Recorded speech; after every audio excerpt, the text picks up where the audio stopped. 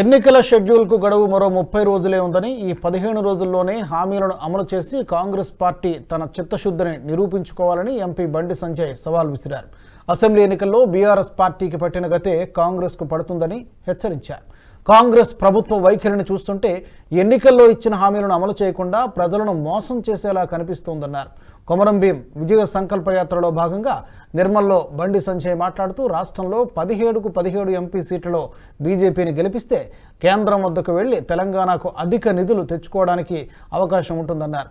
రాముడు మోదీ బీజేపీ వైపు ఉన్నారని ప్రజలు ఎటువైపు ఉంటారో తేల్చుకోవాలని కోరారు. ఇప్పుడు జోడో యాత్ర ఇప్పుడు చోడో యాత్ర సాడేస్తారు ఇక అవునా కాదు. ఈ కాంగ్రెస్ లో డౌట్ వస్తుందట, రాముడు గాంధీ పుట్టిండని గ్యారంటీ ఏంటి అంటుడట.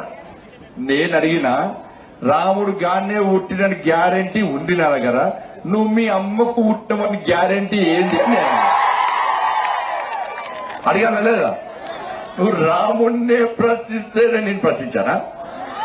మీ అమ్మ పుట్టమని గ్యారంటీ ఏంటి అన్నా. ఎట్లా గ్యారెంటీ ఉంటుందన్నా? అక్కడ ఉన్న నర్సమ్మ వచ్చి నీకు పాప పుట్టింది, నీకు బాబు పుట్టింది అని ఆయన చెప్తేనే గ్యారెంటీ. ఆయన మంచి డ్యూటీ చేస్తుంది కాబట్టి అందుకే గ్యారెంటీ. రాముడు ఆడ పుట్టిందని చెప్పి నా చరిత్ర చెప్తుంది. వాడెవడో ఫాల్తీ గాడు వచ్చి బాబ్రీ మసీద్ అంటే పోయినాం, మొత్తం ధ్వంసం చేసినాం. నా భవ్యమైన దివ్యమైన రామ మందిరాన్ని అక్కడ నిర్మించినాం అన్న. రామ మందిరం నిర్మించడానికి మీరందరూ చప్పట్లు కొట్టి చేసినామంటున్నా.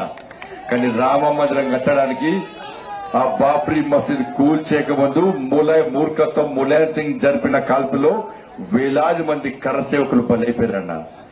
సరైనదిలో సంవత్సరం పాటు నెలల పాటు పుట్టలు శవాలు వెళ్ళాయన్న. మనకు త్యాగాలు చేసే అదృష్ట అవకాశం రాలేదన్న. కానీ త్యాగాలు చేసే అవకాశం మన తమ్ముళ్ళకి అన్నలకు వచ్చిందన్న. అందుకే నరేంద్ర మోడీ గారు వాళ్ళ త్యాగాలకు గుర్తించిందన్న.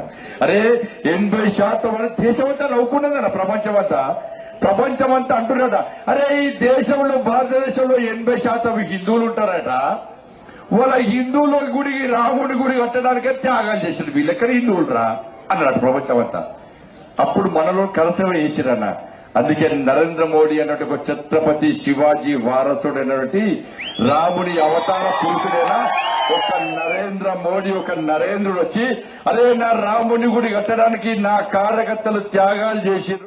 ఈ వీడియో మీకు నచ్చినట్టయితే లైక్ చేయండి, 10 మందికి షేర్ చేయండి. అలాగే కామెంట్ల రూపంలో మీ అభిప్రాయాలను మాతో పంచుకోండి. Nationalist hub group of channels ను సబ్స్క్రైబ్ చేసుకుని తెలుగునాట జాతీయవాద జర్నలిజాన్ని ప్రోత్సహించండి. ఈ వీడియో కింద ఉన్న బెల్ ఐకాన్ పై క్లిక్ చేయడం మర్చిపోవద్దు.